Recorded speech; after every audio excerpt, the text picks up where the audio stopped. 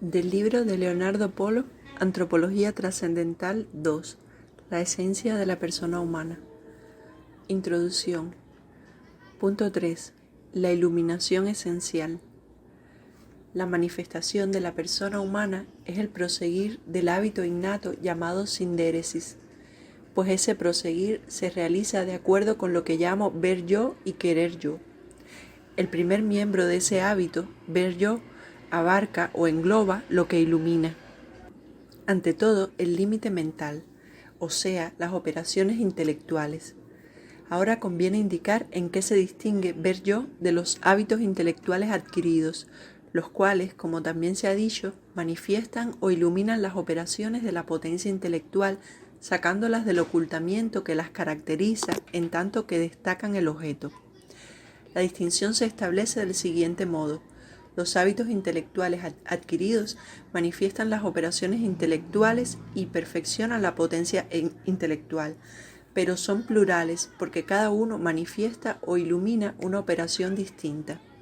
En cambio, la potencia intelectual depende del hábito innato englobante, el cual la suscita, y a través de los hábitos adquiridos, que también dependen de él y sacan a la luz la presencia mental, liberándola de su constancia, la perfecciona.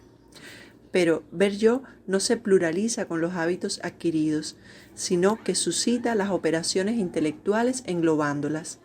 Ver yo, es decir, la iluminación englobante de las operaciones y de los hábitos intelectuales adquiridos, no puede entenderse como una idea general ni como un concepto universal. Cabe aducir las razones siguientes. En primer lugar, que las operaciones intelectuales son actos detenidos. En segundo lugar, que son plurales y jerárquicas. En tercer lugar, ver yo no se ilumina objetivamente. Generalizar y conceptualizar son operaciones intelectuales, pero englobar no es una operación, y es aún más alto que los hábitos adquiridos. Para estudiar el valor englobante de ver yo, cabe acudir a una observación de Aristóteles, de acuerdo con la cual es propio del intelecto la separación. Chorismos. Quedar en el límite es la manifestación del valor constante de las operaciones intelectuales, en tanto que la sindéresis se separa más de las operaciones que éstas de sus objetos. Sin duda, las operaciones intelectuales están separadas de sus objetos, porque de otro modo ni cabría hablar de objetos, ni el objeto sería intencional. Sin embargo, esa separación es mínima.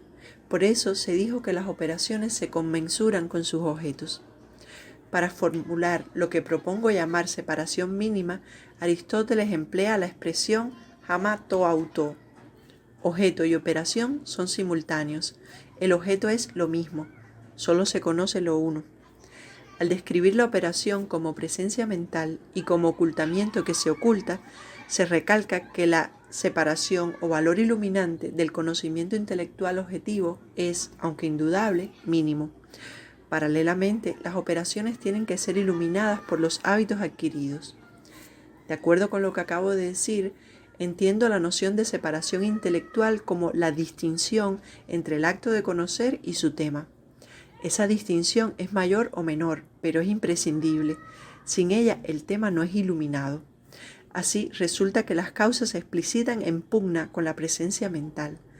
La separación de la operación explicitante con su tema es mayor de lo que la de dicha operación con su objeto. La aún mayor separación de ver yo respecto de los temas que ilumina equivale a su valor englobante de las operaciones y hábitos adquiridos. La mayor o menor distinción entre el acto de conocer y su tema se corresponde con dualidades distintas de método y tema. Asimismo, cuanto más elevado sea el acto de conocer, mayor es la distinción con su temática. Por consiguiente, el abandono del límite mental se asimila a la separación, y de acuerdo con esto se distinguen sus cuatro dimensiones.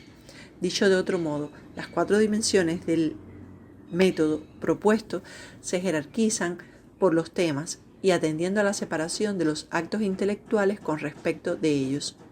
Según esto, se distinguen las luces iluminantes y la transparencia del intelecto personal, que es la más separada, puesto que busca el tema que la trasciende. Las luces iluminantes encuentran su tema. Esta es su distinción con la luz transparente. La luz iluminante, llamada hábito de los primeros principios, se distingue netamente de sus temas, a los que es inferior. En cambio, la luz iluminante, que se llama ver yo, se distingue de temas que son inferiores a él. Insisto, la temática del hábito de los primeros principios y la del hábito de sabiduría es superior a ellos, pero el primer hábito es iluminante y el segundo, luz transparente, que por solidaridad con su tema, carente de réplica, puede describirse como buscarse. La luz iluminante, que es ver yo, es superior a los temas que suscita en cascada. Esa cascada es descendente hasta la inteligencia y ascendente en tanto que suscita actos, los cuales también son luces iluminantes.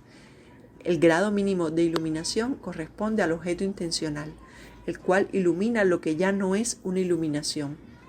Con otras palabras, el límite de la iluminación es iluminante, pero su término intencional no lo es. De esta manera se logra otra descripción del límite mental, de acuerdo con la cual la presencia mental se describe como guarda de la iluminación, es decir, de la manifestación esencial. En el curso de Teoría del Conocimiento formulé el axioma de la infinitud operativa de la inteligencia. La inteligencia es operativamente infinita, no tiene fondo de saco, no hay objeto último, siempre se puede objetivar más. Desde este axioma se detecta el límite mental. En rigor, el axioma de la infinitud significa que la potencia intelectual no se satura con lo que llamo choristos mínimo, es decir, con aquello de que es potencia. Tampoco se satura con los hábitos adquiridos, cuyo rendimiento en cuanto perfeccionante de la inteligencia estriba en operaciones ulteriores. La operación intelectual se describe como actualidad, acto detenido o separación mínima, y también como guarda de la manifestación esencial, o sea, de la distinción de la esencia humana con la esencia extramental. La potencia intelectual se describe como potencia de operaciones y de hábitos adquiridos que la perfeccionan, pero no como capacidad de llegar a ver yo. Por tanto, en antropología solo cabe estudiar la intelección si se tiene en cuenta que ver yo es una iluminación superior a la iluminación intencional y a la de los hábitos adquiridos, y que estos últimos iluminan las operaciones. Ver yo es tema de la cuarta dimensión del abandono del límite mental, porque la potencia intelectual solo es capaz de operaciones y de ser perfeccionada por los hábitos adquiridos. La potencia intelectual se describe como tabula rasa en orden a objetos y a ideas, pero no en orden a ver yo, el cual no es un objeto, ni una operación, ni un hábito adquirido, sino el primer miembro de un hábito innato dual con la potencia intelectual a la que suscita como visividad. Por otra parte, la primera operación intelectual es la abstracción. La dependencia de la potencia intelectual respecto de la sindéresis ha de entenderse según lo que en la filosofía tradicional se llama iluminación de los fantasmas, la cual es previa a la suscitación de las operaciones intelectuales. Asimismo, la iluminación de los fantasmas no se equipara al objeto de la fantasía en tanto que término de la intencionalidad abstracta. El objeto abstracto no ilumina el fantasma como la sindéresis. No lo hace inteligible, sino que se convierte a él sin detentar su iluminación. Desde el punto de vista de la intencionalidad, hay una estricta diferencia de nivel entre el objeto abstracto y el objeto de la fantasía, aunque la conversión de aquel a este es imposible sin la iluminación de los fantasmas por la sindéresis. Estas dos iluminaciones no deben confundirse porque la sindéresis eleva los objetos de la fantasía al suscitar su inteligibilidad, mientras que, insisto, la iluminación intencional abstracta no lo hace.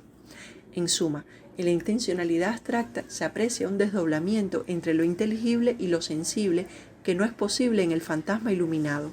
Lo sensible no es comunicado a la potencia intelectual, salvo en los sueños. La tesis que preside la exposición de la intelección esencial no es demasiado complicada. Ningún acto humano se conoce a sí mismo. La iluminación es siempre dual, de tal modo que es imposible la autoiluminación. En este sentido se ha dicho que el método y el tema son duales.